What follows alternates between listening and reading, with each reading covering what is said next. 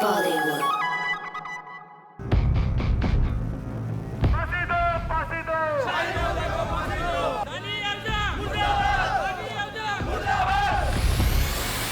I don't like fights. In my entire career, I've never had controversy. I don't like controversy. I feel it's just part of our life at least. अपनी ज़िंदगी में सुख और शांति चाहता हूँ तो I enjoy not having too much of controversy. क्यों आपको disgusting question पूछने हैं? I'm not here to reply anything which is not work. He's a man of character. He's completely innocent. आमतौर पर तो माना जाता है कि only a little bit of controversy is good for a star's career and promotions, लेकिन कब बन जाती है controversy एक unforgivable scandal जिसे stars नहीं कर पाते handle, ये पता ही नहीं चलता। Today on Planet Bollywood Big Story में देखते हैं controversy बड़ी या स्टार। बॉलीवुड स्टार करते हैं बड़ी फिल्म्स जिनसे मिलती हैं उनको बड़े पैसे और खूब सारा फेम, लेकिन उसके साथ उनको सहनी पड़ती है कई बार शेम मतलब कंट्रोवर्सीज। क्या कंट्रोवर्सीज झेलकर स्टार्स पे करते हैं द प्राइस ऑफ फेम? मैं मानती हूँ कि अगर एक फिल्म अच्छी हो तो उसे अच्छा करने से कोई नहीं रोक सकता, या वो कंट्रोवर्सी हो या कुछ और चीज़ हो। आजकल लोग एक ट्वीट को भी उठाकर उसमें से कुछ बात का बतंगड़ बना सकते हैं। मेरा ये मानना है कि अगर लोग आपके बारे में जानना चाहते हैं तभी लोग आपके बारे में लिखते हैं या बोलते हैं। I feel it's just part of our life at least. मैं अपनी ज़िंदगी में सुख और शांति चाहता हूँ तो I enjoy not having too much of controversy. बड़ी से बड़ी फिल्में भी हो सकती है फ्लॉप, बड़े से बड़े स्टार्स हो जाते हैं कंट्रोवर्सी के शिकार। ऋतिक, शाहरुख, आमिर भी मान चुके हैं कंट्रोवर्सी के आगे हार। क्या ऋतिक जैसे सक्सेसफुल स्टार ने सोचा होगा कि मोहनजोदारो जैसी उनकी historical mega film box office पर पिट जाएगी?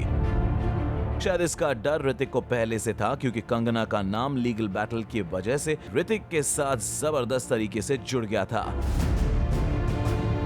हाल ही में ऋतिक रोशन की फिल्म मोहनजोदारो रिलीज हुई, जो एक बिग बजट फिल्म थी, ग्रैंड स्केल पे शूट हुई थी और फिल्म में बड़े स्टार कास्ट भी थे, लेकिन मोहनजोदारो बॉक्स ऑफिस पे मैजिक नहीं कर पाई and it got a lukewarm response. कुछ लोग मोहनजोदारो के फ्लॉप का क्रेडिट उस कंट्रोवर्सी को दे रहे हैं जो ऋतिक और कंगना रनौत के बीच हुई थी फिल्म के रिलीज होने के कुछ ही हफ्ते पहले। Hrithik Kangana controversy national news बन गई और सब मीडिया ने कवर किया था। मीडिया हमेशा ऋतिक को कंगना से लिंक अप करने की कोशिश करती रहती थी, बट ऋतिक ने कोई रिएक्शन देना नेसेसरी नहीं समझा टिल द टाइम कंगना ने उनको इनडायरेक्टली सिली एक्सेस कहा, जिसे ऋतिक चुप नहीं बैठ पाए और उन्होंने ट्वीट कर दिया, There are more chances of me having had an affair with the Pope than any of the women the media has been naming. Thanks, but no thanks. Hrithik ने कह दिया कि उनके पोप को डेट करने के ज्यादा चांसेस हैं कंपेयर टू द एक्ट्रेस जो मीडिया उनसे लिंक अप करने की ट्राई कर रही है। फिर क्या था, हर तरफ से लीगल केसेस दर्ज हो गए। ऋतिक ने कहा था कि कंगना और वो सिर्फ प्रोफेशनली एक दूसरे को जानते हैं, पर कंगना के साथ उनकी चिपक कर फोटो लीक हुई। वेल, कंगना और ऋतिक की कंट्रोवर्सी को मीडिया की तरफ से बहुत कवरेज मिला, as this was the first time to leading Bollywood actors public forum पे फाइट कर रहे थे। सरप्राइजिंगली ऋतिक भी मेंटेन कर रहे हैं he only share a professional relationship with Kangana, लेकिन अर्जुन रामपाल की प्राइवेट पार्टी में ऋतिक और कंगना की लीक हुई फोटो कुछ और बोल रही है। कुछ लोगों का कहना है कि ऋतिक उस वक्त कंगना को अपनी फिल्म क्रिश 3 साइन करने के लिए मना रहे थे। ओह वाओ, हीरोइन को अपनी बाहों में भरकर उसे मूवी साइन करने के लिए मनाना स्ट्रिक्टली प्रोफेशनल तरीका तो नहीं लगता ऋतिक। ये फोटो बहुत कुछ कह जाती है। अनफॉर्चुनेटली मोहनजोदारो नहीं चली, इवन दो ऋतिक जैसे बड़े एक्टर 2 साल के गैप के बाद फिल्म में स्टार कर रहे थे।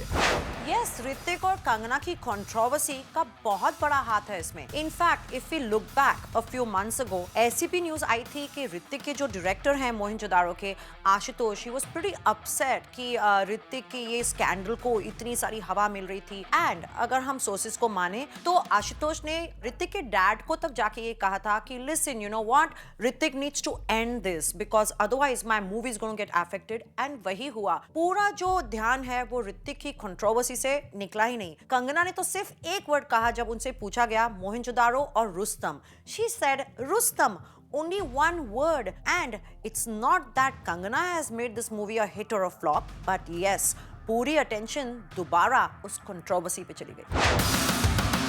Well, this controversy had a bad effect on Hrithik's career, लेकिन ये देखना इंटरेस्टिंग होगा कि कंगना के स्टारडम पे इस कंट्रोवर्सी का क्या असर गिरता है। Well, controversy stars के पॉपुलैरिटी पे तो भारी पड़ती है, लेकिन एज न्यू कमर्स आप कोई बड़ी सी कंट्रोवर्सी में फंस जा तो इसका इम्पैक्ट डबल हो जाता है। Too disgusting a question. क्यों आपको disgusting question पूछने हैं? It's too disgusting a question. Rumours है कि यामी और पुलकित के बीच इलू इलू हो गया जब दे वर शूटिंग सनम रे। प्रॉब्लम थी कि पुलकित की ऑलरेडी सलमान की मुंह बोली बहन श्वेता रोहिरा से शादी हो चुकी थी। मीडिया में ऑलरेडी पुलकित और यामी के इश्क विश्क के रूमर्स थे और ऐसे भी न्यूज आ रही थी that Yami and Pulkit have moved in together. इस अफेयर को मीडिया में दोनों यामी और पुलकित डिनाई कर रहे थे। इनफैक्ट वो अपने रिलेशनशिप स्टेटस के क्वेश्चंस को डिप्लोमेटिकली अवॉइड भी कर रहे थे, लेकिन कंट्रोवर्सी ने पुलकित और यामी की मूवीज को ओवरशैडो कर ही दिया। सनम रे के रिलीज होने के कुछ दिन पहले पुलकित और श्वेता ने अपने डिवोर्स का डिसीजन अनाउंस कर दिया और रूमर्स थे कि इस अनसक्सेसफुल मैरिज के पीछे थी यामी गौतम। फिल्म इंडस्ट्री और फैन शॉक में आ गए जब पुलकित की वाइफ श्वेता ने यामी को होम ब्रेकर का टैग दे दिया। श्वेता ने कहा, yes Yami broke my marriage, I finally come out of my illusion, so many people can not lie, everything was fine between us until one person came in between. Yami कई देर से आपके बारे में कई चीजें खबर आ रही हैं। श्वेता ने कहा है कि आप होम ब्रेकर हैं। चले मैं बोल देती हूँ। ऐसा है कि हम इतने अच्छे ओकेजन के लिए यहाँ पर आए हैं, सच अ ब्यूटीफुल ओकेजन। क्यों आपको disgusting question पूछने हैं? Because I'm not here to reply anything which is not worth.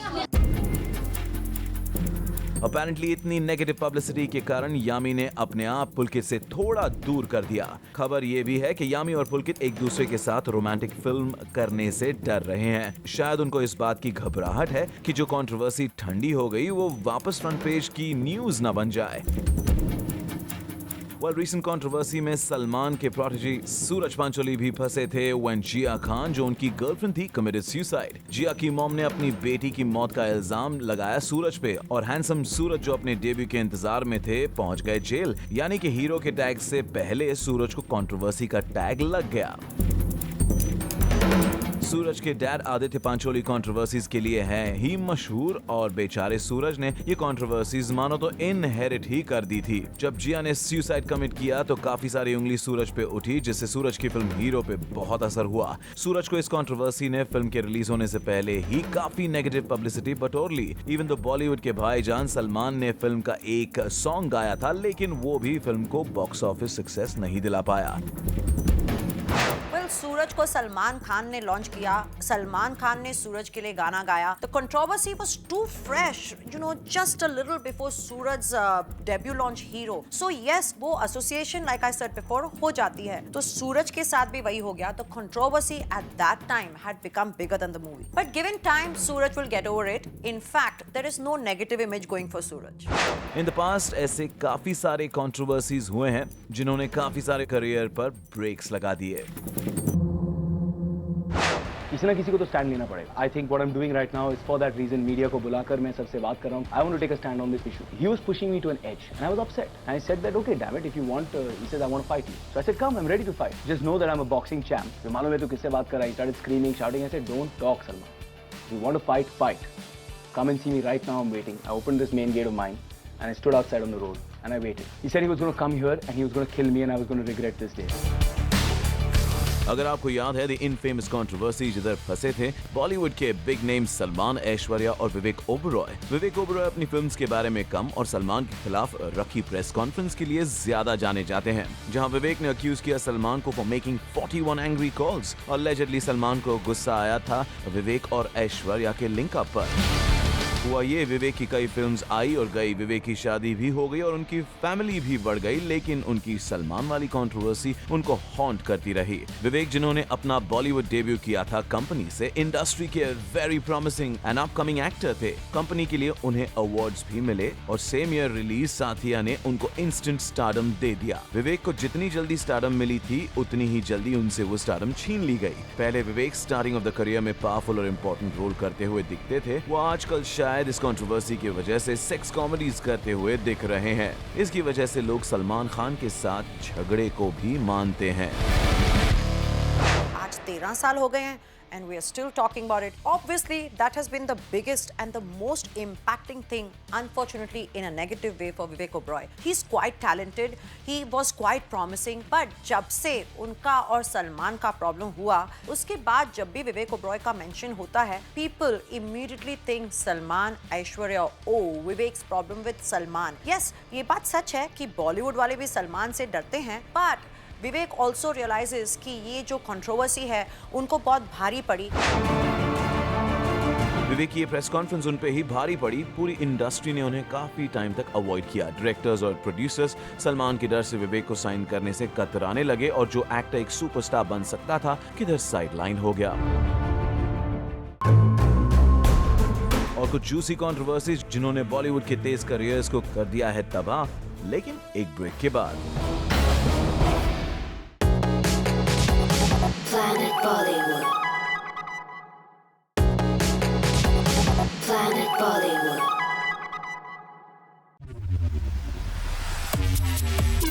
Welcome to planet Bollywood big story में, और आज की बिग स्टोरी है कंट्रोवर्सी बड़ी या स्टार।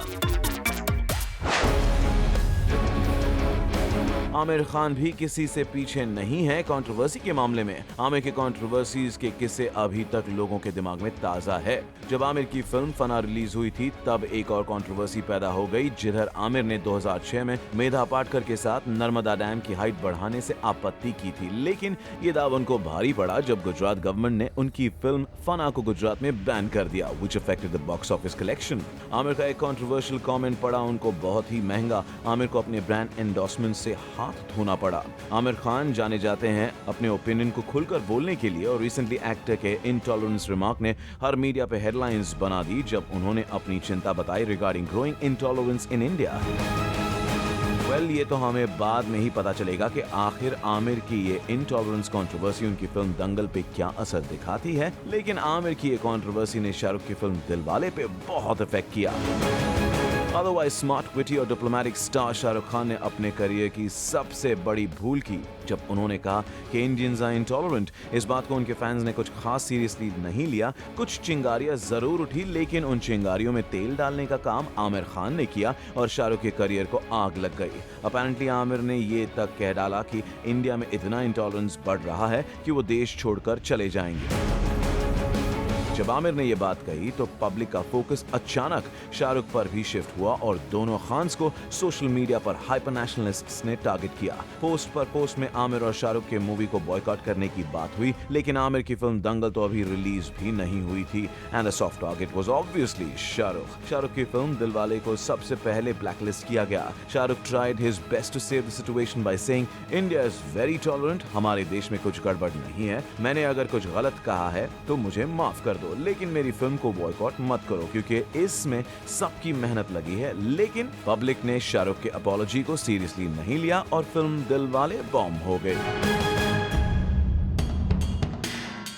मीनवाइल आमिर अपनी फिल्म दंगल की शूटिंग में बिजी रहे और अपना सोशल वर्क करते रहे ताकि पब्लिक में उनकी इमेज बनी रहे। आमिर ने तो ये तक कह डाला कि मैंने देश छोड़ने की बात नहीं की और यही रहकर देश को बदलना चाहूंगा। शाहरुख के पास बोलने के लिए कुछ बचा नहीं और वो बस रियलिटी शो में अपनी फिल्म को प्रमोट करते रहे। लेकिन शाहरुख की मुसीबत यहीं खत्म नहीं होती। अपैरेंटली उनकी फोर्थकमिंग फिल्म रईस भी कंट्रोवर्सी का शिकार होने के फुल चांसेस हैं, क्योंकि इस फिल्म में शाहरुख ने पाकिस्तानी एक्ट्रेस महिरा खान को कास्ट किया है और महिरा पाकिस्तानी होने की वजह से पहले से ही महाराष्ट्र के हार्डलाइन पार्टीज के निशाने पर है। तो क्या शाहरुख को फिर एक बार हार्डलाइनर्स और हाइपर नेशनलिस्ट निशाना बनाएंगे? And is that fair? क्योंकि शाहरुख एक ट्रू पेट्रियट है और उन्हें भी अपने ओपिनियंस रखने का हक है। या फिर आमिर की तरह अपनी इमेज सुधारने के लिए शाहरुख को भी एक दो गांव गोद लेने पड़ेंगे ताकि उनके फैंस उन्हें माफ कर दे।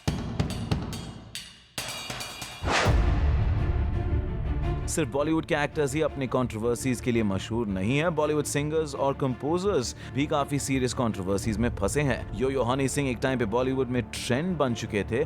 ऐसी कोई भी बॉलीवुड फिल्म नहीं थी जिसमें हनी सिंह का सॉन्ग ना हो। हनी सिंह ने बॉलीवुड के हर लीडिंग बॉलीवुड एक्टर के साथ काम किया था, लेकिन अचानक हनी सिंह गायब हो गए। काफी महीनों तक हनी सिंह का अता पता नहीं था। इसकी वजह से काफी सारे रूमर्स और कंस्पिरेसी थियरी इंडस्ट्री में फैलने लगी। कोई लोग बोल रहे थे कि हनी सिंह ड्रग्स के ओवरडोज के कारण रिहैब में है। उधर ऐसी भी न्यूज आ रही थी कि हनी सिंह ने हाई स्पिरिट्स में शाहरुख खान को कुछ उल्टा सीधा बोल दिया, जिससे शाहरुख ने उनको थप्पड़ मार दिया और तब से हनी सिंह डिप्रेशन में है। ये सब रूमर्स को हनी सिंह की वाइफ ने डिनाई किया। 18 महीने के बाद फाइनली हनी सिंह ने एक अवार्ड फंक्शन में अपना कमबैक किया और बाद में कन्फेस किया कि वो बाइपोलर कंडीशन से गुजर रहे थे। लेकिन हनी को ये कंट्रोवर्सी बहुत महंगी पड़ी। अपैरेंटली हनी सिंह ने शाहरुख से माफी भी मांग ली है। लेकिन अब बड़ा क्वेश्चन ये है कि क्या हनी सिंह इस कंट्रोवर्सी से उभर पाएंगे? It remains to be scene.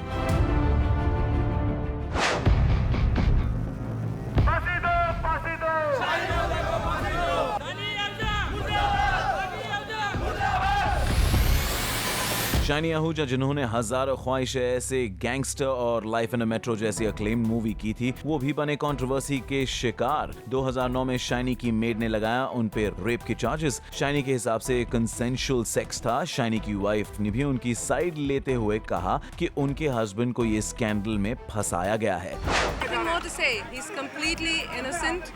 We stand by him. We love him. He's a man of character. He's completely innocent.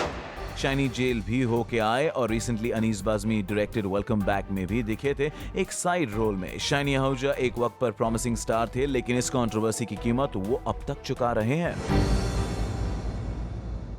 Shiny Ahuja के केस में प्रॉब्लम ये था कि फिल्म मेकर्स बहुत अनश्योर थे। वो डर गए थे कि अगर शाइनी जेल से बाहर ना आए तो, अगर शाइनी अंदर ही रह गए तो फिर उनकी मूवीज का क्या होगा। So nobody wanted to invest in Shiney, although he had amazing potential to rise as a star. पर कहीं पर शाइनी का इस कंट्रोवर्सी को लेकर ही करियर खत्म हो गया। वेल, कंट्रोवर्सी सिर्फ फिल्म के बॉक्स ऑफिस कलेक्शन पे अफेक्ट नहीं करती, पर स्टार्स के ब्रांड एंडोर्समेंट्स पे भी असर होता है। आफ्टर आमिर's intolerance remark, 7 लाख यूजर्स ने स्नैपडील ऐप अनइंस्टॉल कर दिया क्योंकि आमिर खान उसके ब्रांड एम्बेसडर थे। Aamir was also replaced by Kangana from Tata Sky Ads। Aamir को इंटॉलरेंस कंट्रोवर्सी की वजह से प्रेस्टिजियस इनक्रेडिबल इंडिया कैंपेन से भी हटाया गया और उनका कॉन्ट्रैक्ट एक्सटेंड नहीं किया। ऋतिक को अपेरेंटली बहुत से लुक्रेटिव एंडोर्समेंट से भी हाथ धोना पड़ रहा है। रूमर तो ये भी है कि ऋतिक ने अपनी ब्रांड एंडोर्समेंट की फीस रिड्यूस कर दी है बिकॉज द एजेंसी फील्स कि कंगना कंट्रोवर्सी की वजह से ऋतिक का फैमिली मैन वाला इमेज टार्निश हुआ है। अगर ऋतिक और आमिर जैसे पावरफुल स्टार्स भी कंट्रोवर्सी के आगे कमजोर हो जाते हैं, एंडोर्समेंट्स लूज कर सकते हैं और अपनी फिल्म्स को भी बचा नहीं सकते, तो सोचने की बात है कि कंट्रोवर्सी की पार कर देती है। इतना डैमेज की सुपरस्टार्स भी नहीं कर पाते उसे कंट्रोल। एक कंट्रोवर्शियल स्टेटमेंट या हरकत न सिर्फ अफेक्ट करती है उनकी personal life but even on their flourishing careers. Controversy can take a serious troll। Interestingly B town में सलमान खान और संजय दत्त ने भी इस कंट्रोवर्सी के लॉजिक को कर दिया है डिफाई। जहां दूसरे स्टार्स बर्बाद होते, सलमान और संजय दत्त ने अपनी करियर की सबसे बड़ी हिट दी है कंट्रोवर्सी के चलते। सलमान और संजय दो ऐसे स्टार्स हैं जिन्होंने एक नहीं काफी कंट्रोवर्सीज को सर्वाइव किया है। Question is whether Hrithik, Aamir and Shahrukh be as lucky. क्या वो कम बैक कर पाएंगे? Salman and Sanjay Dutt are two such stars who are exception to this rule कि कंट्रोवर्सी स्टार्स को खत्म कर देती है। सलमान और Sanjay Dutt probably gave some of the biggest hits of their career while they still had their criminal cases going on. Controversy के बाद आमिर की नेक्स्ट रिलीज दूर नहीं। क्या आमिर इस कंट्रोवर्सी के दंगल से अपनी फिल्म को बचा पाएंगे? Well, that's it on this week Planet Bollywood Big Story। अगले हफ्ते हम लेकर आएंगे और एक big story because this is Planet Bollywood Big Story। तब तक के लिए अलविदा।